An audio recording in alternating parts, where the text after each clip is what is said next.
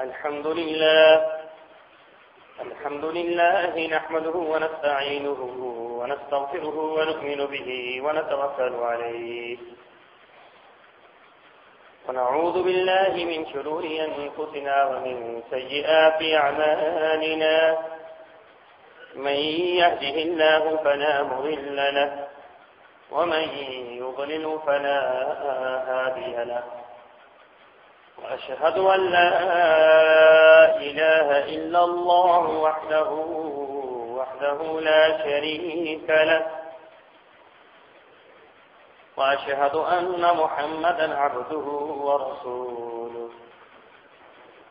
أما بعد فإن أحسن الكلام كلام الله وأحسن الهدي هدي محمد صلى الله عليه وسلم وشر الأمور محدثاتها وكل محدثة بدعة وكل بدعة ضلالة وكل ضلالة في النار. قال الله تبارك وتعالى في القرآن المجيد: أعوذ بالله السميع العليم من الشيطان الرجيم. بسم الله الرحمن الرحيم.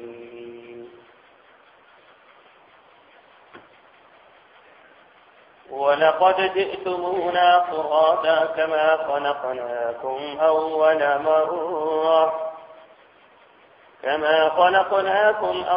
مرة وتركتم ما خولناكم وراء ظهوركم وما نرى معكم شفعاءكم الذين زعمتم أنهم فيكم شركاء لقد تقطع بينكم وضل عنكم ما كنتم تزعمون. اللهم صل على محمد وعلى آل محمد كما صليت على إبراهيم وعلى آل إبراهيم إنك حميد مجيد. اللهم بارك على محمد وعلى آل محمد كما باركت على إبراهيم وعلى آل إبراهيم إنك حميد مجيد.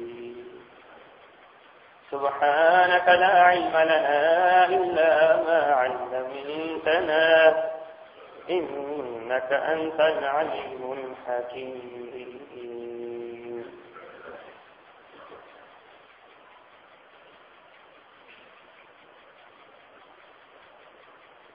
और हम क़यामत के दिन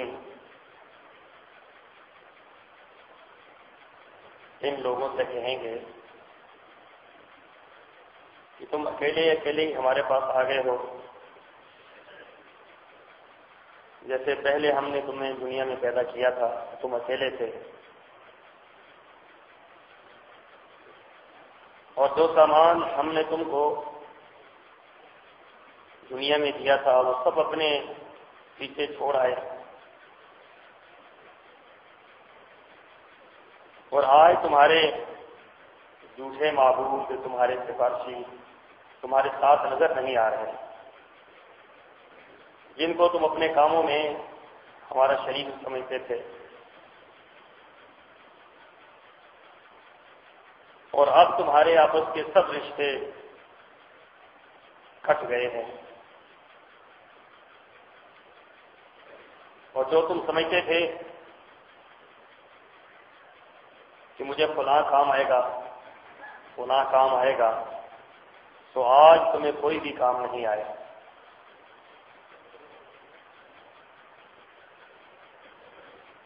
हर किस्म की हम्द व सना अल्लाह वहदहु ला शरीक के लिए है, जो अकेला तने तरह सारी कायनात का खालिक व मालिक राज़िक़ व कदीर है। दुरूद व सलाम इमामुल अंबिया सरवरे रसूल खातमुल अंबिया हज़रत मुहम्मद रसूलुल्लाह सल्लल्लाहु अलैहि वसल्लम की ज़ात पर।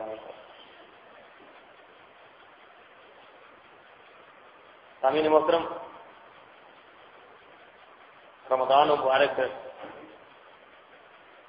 اپنی تمام تر برکات کے ساتھ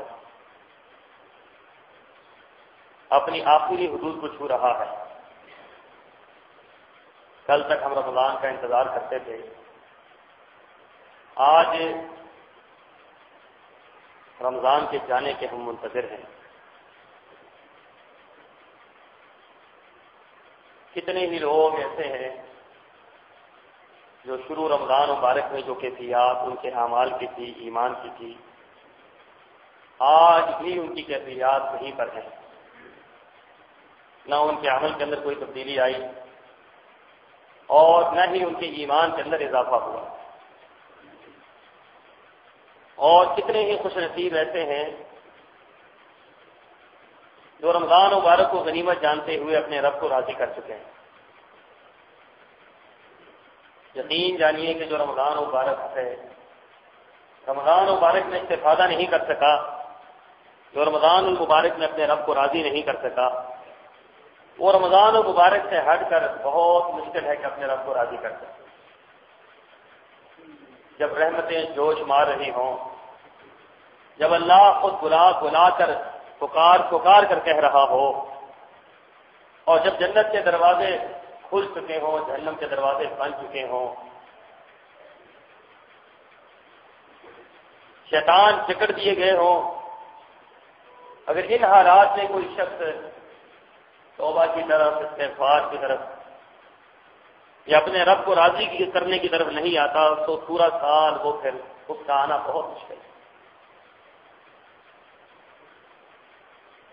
تو سامعین محترم، بڑے ہی مبارکباد کے مستحق ہیں وہ لوگ کہ جنہوں نے رمضان مبارک کو غنیمت جانا اور اپنے روٹھے ہوئے رب کو راضی کر لیا، سمجھ گئے کہ ہم غلطی پر تھے، ہم غلطی پر ہیں اور آئندہ غلطیوں کا ازالہ کریں گے، اور آج کے بعد زندگی کو ہم نے تبدیل کر لیا ہے۔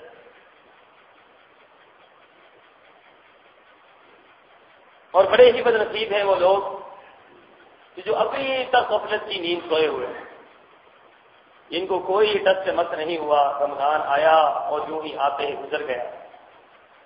دن کو بھی روزہ کس برکات کو لے کر گزرا، رات کو بھی قیام اللیل کن برکات کو لے کر آیا۔